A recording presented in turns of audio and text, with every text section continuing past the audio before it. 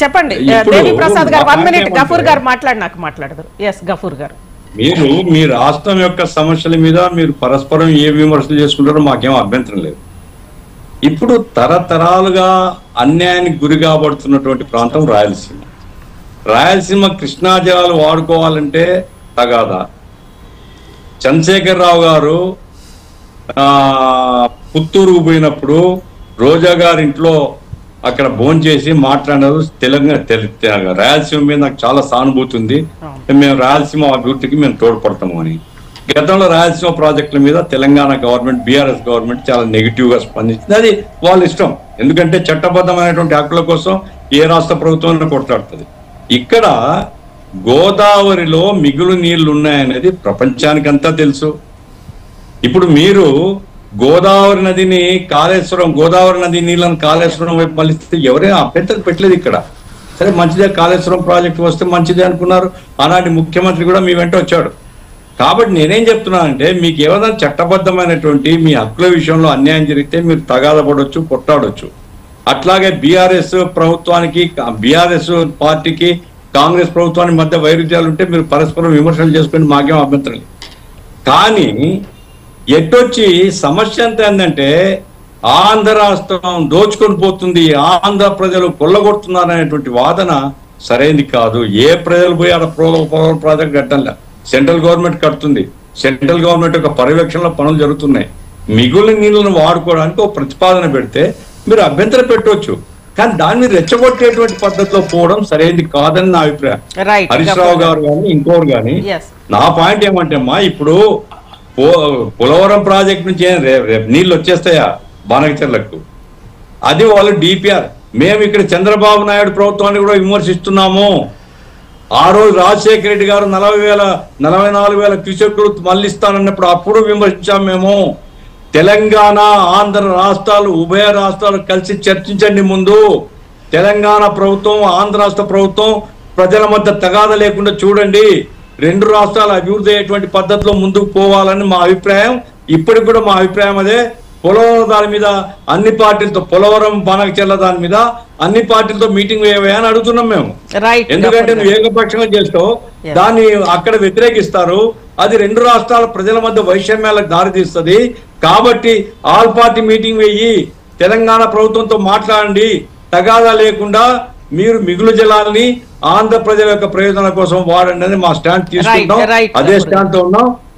కాబట్టి బనకచెర్ల విషయంలో నేను చెప్పేది ఏమిటంటే, రెచ్చగొట్టడం కాకుండా ప్రభుత్వాల మధ్య చర్చలు జరగాల, ప్రభుత్వాలు పరస్పరం సంప్రదింపులు చేసుకోవాలా, లేదు సెంట్రల్ గవర్నమెంట్ దగ్గర పోవాలి తప్ప ఇట్లా ఓపెన్ గా ప్రజలను రెచ్చగొట్టి 2 రాష్ట్రాల ప్రజల మధ్య వైషమ్యాలు పెంచడం మాత్రం అది చంద్రబాబు చేసినా, అది బీఆర్ఎస్ పార్టీ చేసినా, కాంగ్రెస్ పార్టీ చేసినా తప్పు అనేది మా అభిప్రాయం. రైట్ గఫూర్ గారు. శ్రీనివాస్ గారు, ఈరోజు ప్రధానంగా బీఆర్ఎస్ కానీ హరీష్ రావు గారు కానీ ఎవరైనా ఆరోపిస్తోంది, ముఖ్యంగా అక్కడ ఆంధ్రప్రదేశ్లో ఉన్న చంద్రబాబు నాయుడు గారి ప్రభుత్వం మీద కేంద్ర ప్రభుత్వం ఆధారపడింది. అంటే బలాబలాల కోసం ఆధారంగా, రాజకీయ పొలిటికల్గా బలాబలాల కోసం ఆధారపడింది.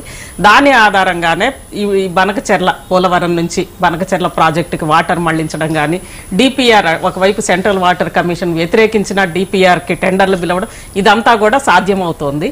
మరోవైపు ఇక్కడ తెలంగాణ ముఖ్యమంత్రి గారు, అదేవిధంగా ఆంధ్రప్రదేశ్ ముఖ్యమంత్రి గారి మధ్య ఉన్న పాతకాలపు పరిచయాలా, లేదంటే దీనివల్ల చాలా ఇక్కడ ముఖ్యమంత్రి అభ్యంతరం పెట్టట్లేదు, దాంతోపాటు కమిషన్స్ కూడా కొంత నడిచింది అని అనేది ఈరోజు బీఆర్ఎస్ ఆరోపించింది. ఏంటి దీని వెనకంటే సెంటర్ పాత్ర కూడా ఉంది కదా? ఫస్ట్ అజిత గారు, మీరు చెప్పినటువంటి దానికి నేను తప్పకుండా ఆన్సర్ ఇవ్వాల్సినటువంటి అవసరం ఉంది. మీరు అన్నది రాంగ్. బీజేపీ పార్టీ, మేము వాజ్పేయి గారి ప్రభుత్వం ఒక ఓటుతో కూలిపోతుందంటే కూడా మేము ఎప్పుడు కూడా ప్రభుత్వంకి అర్రులు రాసి మేము వ్యవహరించినటువంటి ఎంపీలను కొనుగోలు చేసో, లేకపోతే మేనేజ్ చేసో, లేకపోతే వాళ్ళకు వాటర్ ఇస్తామనో, లేకపోతే మంత్రి పదవులు ఇస్తామనో ఎప్పుడు చేయలేదు. ఈ భారతదేశ చరిత్రలో ఒక్క ఓటు లేకున్నా మేము కొనకుండా దిగిపోయి మళ్ళీ ఎన్నికలు పోయి ప్రజా తీర్పుతో మళ్ళీ గవర్నమెంట్ ఏర్పాటు చేసిన పార్టీని మీరు ప్రశ్నిస్తున్నారు. మాకు చంద్రబాబు నాయుడు గారి సపోర్ట్ ఉన్నందుకు ఒక రాష్ట్రం ప్రయోజనాలు ఇంకో రాష్ట్రానికి, ఇంకో రాష్ట్రం అట్లా ఉండదు. మాకు national interest is the prime priority. Nation అంటే అన్ని రాష్ట్రాలతో మిళితమైనటువంటి దేశం. కాబట్టి అటువంటిది బీజేపీ పార్టీ మీద ఎవ్వరూ మాకు కించతో అనుమానం కూడా పడాల్సినటువంటి అవసరం లేదు. మనకు 2 కళ్ళు మాకు ఆంధ్రప్రదేశ్ తెలంగాణ. అయితే ఇక్కడ రెండో విషయానికి నేను వస్తే, ఫస్ట్ డిస్ప్యూట్ చేయకుండా వాళ్ళలాగా రాజకీయాలు మాట్లాడకుండా, ఈ రాష్ట్రంలో జరుగుతున్నటువంటి తుచ్చమైన రాజకీయ ఫలాల కోసం మాట్లాడకుండా మేము చాలా క్లియర్గా చెప్తా ఉన్నాం. నా యొక్క సూచన ఏంటంటే, ఈరోజు ఆంధ్రప్రదేశ్లో ఇంజనీర్లు ఉంటారండి, ఇరిగేషన్ ఇంజనీర్లు ఉంటారు, ఇక్కడ తెలంగాణలో ఇరిగేషన్ ఇంజనీర్లు ఉంటారు. వీళ్ళిద్దరికీ కావాల్సి ఉంటే ఇక్కడ తెలంగాణలో రిటైర్డ్ ఇంజనీర్ల యొక్క కమిటీ ఉంది, ఫోరం ఉంది, శ్యామ్ ప్రసాద్ రెడ్డి గారు ప్రెసిడెంట్ ఉన్నారు. సో వీళ్ళందరినీ కూర్చోబెట్టి ఒకవైపు సిడబ్ల్యూసి వద్దని చెప్పినా గానీ డిపిఆర్ కి టెండర్లు పిలుస్తున్నా ఎందుకు కేంద్ర ప్రభుత్వం చూసి చూడనట్లు ఊరుకుంది? వాళ్ళు ఏం చేసుకుంటారు, రేపు లీగల్ గా వచ్చినప్పుడు కదా, ట్రిబ్యునల్స్ ఉన్నాయి కదా ఈ దేశంలో, బోర్డులు ఉన్నాయి కదా 2 నదులకి, అవి చూసుకుంటాయి.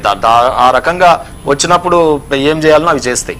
కానీ నేను ఇక్కడ మీకు ఏమంటున్నా అంటే, అక్కడ ఇంజనీర్లు ఉంటారు, ఇక్కడ ఇంజనీర్లు ఉంటారు. మొదటి దఫా వాళ్ళు చర్చలు చేయాలి. 2 రాష్ట్ర ప్రభుత్వాలలో ఉన్నటువంటి ఇంజనీర్స్ చర్చలు జరపాలి, ప్రభుత్వాలు కూడా కాదు. ఇదేమో పెద్ద కార్యక్రమం, ఏది ముఖ్యమంత్రులే ఇంజనీర్లు అయినట్టు చర్చలు చేస్తారు ఫస్ట్. గతంలో కూడా ఈ అన్యాయం తెలంగాణకు జరిగింది. కేసీఆర్ గారు, జగన్ గారు ఇద్దరే కూర్చొని మీటింగ్లు పెడితే వారి వ్యక్తిగత ప్రాపకం కోసం మన నదీ జలాలు తెలంగాణ తాకట్టు పెట్టడం వారు అన్నారు. నిజంగానే ఆ రోజు రోజా గారి ఇంటికి పోయినప్పుడు మాట్లాడిన సంఘటన కావచ్చు, లేకపోతే అంతకుముందు జగన్ గారు వారి సాక్షాత్ అసెంబ్లీలో మాట్లాడినారు. కేసీఆర్ గారు మాకు పర్మిషన్ ఇచ్చిండు, ఆయన దయాళుడు, ఆయన ఇదని. రియాజ్ అన్న, నేను ఒకటే చెప్తా ఉన్నా, మీ ద్వారా నేను రిక్వెస్ట్, నేను పొలిటిసైజ్ చేయట్లేదు. ఒక ఆల్టర్నేటివ్ మెకానిజం ఉంది మీకు. తెలంగాణ రిటైర్డ్ ఫోరం ఇంజనీర్లు కూడా మీకు నేను అనుకుంటా 29/6/2025లోనే లెటర్ రాసినారు. దాంట్లో చాలా క్లియర్గా అన్నారు, ఒక 3 నుంచి 5 టీఎంసీలు డైలీ కనుక 100 రోజులు రివర్స్ పంపింగ్ పోలవరం నుండి, ఏది వరద జలాల నుండి రివర్స్ పంపింగ్ కనుక మనం శ్రీశైలంలో పోసుకొని ఆ పులిచింతల మన tail and Nagarjuna Sagar right canal ఉంది, ఆ నుంచి రివర్స్ ఇంజనీరింగ్ కెనాల్ కనుక చేస్తే మోస్ట్ ఆఫ్ ది గ్రావిటీ ద్వారా వస్తాయి. అవన్నీ పోసుకొని మళ్ళీ తీసుకుంటే ఇంకా ఈజీ అండి, 2 రాష్ట్రాలకు ప్రయోజనాలు కలుగుతాయి. అదొక ఆల్టర్నేటివ్ సూచన. ఒక్క నిమిషం అన్న, రియాజ్ అన్న మీకే తర్వాత నేను ఏమంటున్నా అంటే, రియాజ్ అన్న ఫస్ట్ ఆ రాష్ట్ర ప్రభుత్వంలోని ఇంజనీర్లు, మన రాష్ట్ర ప్రభుత్వంలోని ఇంజనీర్లు, ఇక్కడ తెలంగాణ కోసం పోరాడిన రిటైర్డ్ ఇంజనీర్ల ఫోరం ఉన్నది. ఈ 3 వ్యవస్థలు ఫస్ట్ చర్చలు చేసిన తర్వాత పొలిటికల్ గా చర్చలు చేస్తే బాగుంటుంది అనేది నా యొక్క ఉద్దేశం. మీకు గతంలో చూపిస్తాను, కేసీఆర్ గారు మాట్లాడిన